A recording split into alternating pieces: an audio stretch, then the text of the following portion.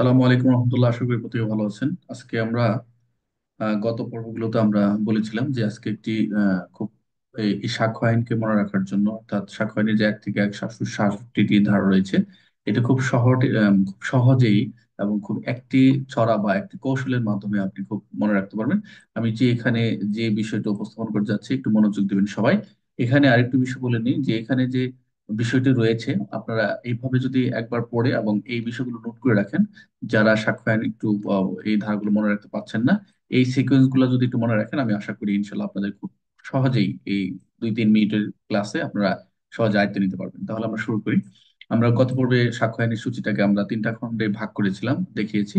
আজকে আমরা দেখবো সাক্ষ্য আইন এই 3 খণ্ডে কি কি বিষয় রয়েছে, যে বিষয়গুলো খুব শর্টে আমরা আয়ত্ত মনে রাখতে পারি এবং কি কি কি ভাবে বর্ণনা করা হয়েছে। আমরা যদি শুরু করি সাক্ষ্য আইনটাকে এভাবে, যে কি প্রমাণ করতে হবে।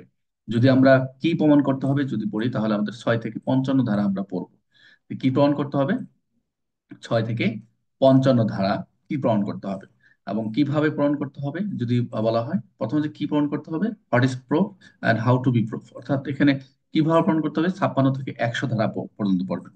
কি প্রমাণ করবেন 6 থেকে 55, কিভাবে প্রমাণ করতে হবে 56 থেকে 100 ধারা, এবং কে বা কি পদ্ধতিতে, কে কে প্রমাণ করবে বা কি পদ্ধতিতে প্রমাণ করতে হবে, সেটা হচ্ছে 166, 101 থেকে 166, অর্থাৎ তাহলে আমরা 3টি বিষয় পেলাম। কি প্রমাণ করতে হবে 6 থেকে 55, কিভাবে প্রমাণ করতে হবে 56 থেকে 100, কে বা কি পদ্ধতি প্রমাণ করতে হবে 101 থেকে 166। এখানে ক্লিয়ার। এখন দেখেন কে প্রমাণ করবে, যদি স্পেসিফিক ভাবে এইটুক পড়ি। এখানে আবার কে প্রমাণ করবে, আমরা লাস্টের যে অপশনটা পড়েছিলাম কে বা কি পদ্ধতি, এটাকে আবার ভেঙে দিছি। কে প্রমাণ করবে, এখানে শুধু পড়বেন 101 থেকে 137। কে প্রমাণ করবে, প্রমাণের দায়িত্ব কার, এখানে বলা রয়েছে 101 থেকে 137।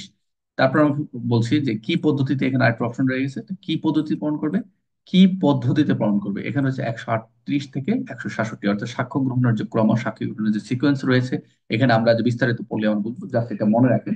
কি পদ্ধতিতে প্রমাণ করতে হবে 138 থেকে 166 পর্যন্ত, সর্বশেষ ধারা পর্যন্ত। এখন আসেন কি প্রমাণ করতে হবে, যে আমরা প্রথম পড়েছিলাম, প্রথম যে 6 থেকে 55, এখানে আসেন যে কি প্রমাণ করতে হবে। এটা অপশন যদি আপনি দ্বারা আপনার খাতায় লেখেন, এখানে কয়েকটি বিষয় রয়েছে। এখানে রয়েছে প্রথম হচ্ছে ঘটনাবলী, তারপর হচ্ছে উক্তি, তারপর হচ্ছে বিচার বা সিদ্ধান্ত, তারপর রয়েছে মতামত, তারপর হচ্ছে চরিত্র। তাহলে ঘটনাবলী হচ্ছে 6 থেকে 16 পর্যন্ত আপনি পড়বেন, একটু নিজের মতো লেখে নেবেন যে এই ধারাগুলো ঘটনাবলী বর্ণনা করা হয়েছে। 6 থেকে 16 হচ্ছে ঘটনাবলী।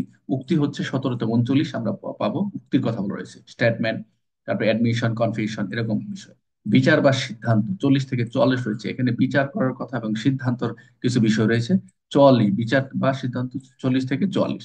মতামত, আমরা যে বিশেষজ্ঞের যে মতামত গুলো পাবো 45 থেকে 51 ধারা পর্যন্ত, মতামতের হেতু পর্যন্ত পাবো। মতামত হচ্ছে 45 থেকে 51। এবং চরিত্রের কথা বলা হয়েছে সাক্ষ্য আইনে 52 থেকে 55 ধারা। তাহলে আমরা কি প্রমাণ করতে হবে, এখানে প্রথম অপশনটা নিলাম, এখানে তৃতীয় অপশন থেকে এই বিষয়গুলো পেয়েছি। এবং প্রথম অংশ থেকে কি প্রমাণ করতে হবে, ঘটনাবলী 6 থেকে 16, উক্তি হচ্ছে 17 থেকে 39, বিচার হচ্ছে 40 থেকে 44, মতামত হচ্ছে 45 থেকে 51, চরিত্র হচ্ছে 52 থেকে 55। তাহলে কি দাঁড়ালো, ঘটনাবলী, উক্তি, বিচার, সিদ্ধান্ত, মতামত, চরিত্র। এখন আমরা এই ঘটনাটা মনে রাখার জন্য নিচের একটু ছড়া রয়েছে বা একটা কৌশল রয়েছে, এটা আপনি মুখস্থ করে নেবেন। কি বলা হচ্ছে, কোনো ঘটনাবলী না জেনে শুনে যদি কোনো ব্যক্তি কোনো সিদ্ধান্ত, আমি আবার বলছি, কোনো ঘটনাবলী না জেনে শুনে যদি কোনো উক্তি বা সিদ্ধান্ত, কোনো মতামত দেওয়া হয়, তাহলে চরিত্র হরণের সম্ভাবনা রয়েছে। খুব চমৎকার। আপনি একটু ভালো করে পড়ে নেবেন কয়েকবার।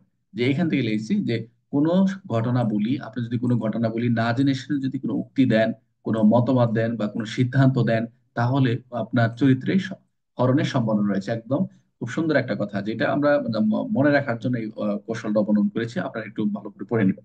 এখানে অন্যদিকে বিষয়টা নিবেন না, যে এটা যে কোনো একটা বিষয়, যে আপনি ঘটনা না জেনে শুনে আপনি একটা উক্তি দিয়ে দিলেন, একটা ফতোয়া দিয়ে দিলেন, একটা সিদ্ধান্ত দিয়ে দিলেন, একটা বিষয় মতবাদ দিয়ে দিলেন।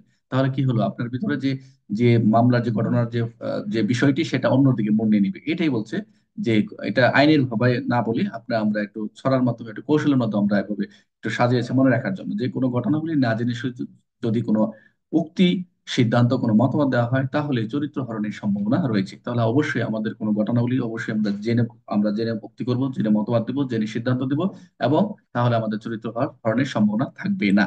তাহলে আমরা এখানে সাক্ষ্য আইনে যে 1872 সালের যে বিষয়গুলো আপনাদের সামনে উপস্থাপন করলাম, 3টি ভাগে ভাগ করার ক্ষেত্রে, যে কি প্রমাণ করতে হবে, কিভাবে প্রমাণ করতে হবে, কে বা কি পদ্ধতি প্রমাণ করতে হবে। কি প্রমাণ করতে হবে বলেছি 6 থেকে 55 ধারা, কিভাবে প্রমাণ করতে হবে 56 থেকে 100 ধারা, কে বা কি পদ্ধতিতে বহন করতে হবে সেটা বলেছে 101 থেকে 167 দ্বারা। আমরা এই আলোচনাগুলো আমরা মোটামুটি সাক্ষ্য আলোচনা শুরু করেছি, প্রত্যেকটি ধারা ভেঙে ভেঙে উদাহরণ এবং ছবির মাধ্যমে যেভাবে হোক বাস্তবের প্রেক্ষিতে যে বিষয়গুলো রয়েছে আমরা আলোচনা করে যাচ্ছি। আশা করি সেই সাথে থাকবেন। আজকে আলোচনা এই পর্যন্ত। আসসালামু আলাইকুম।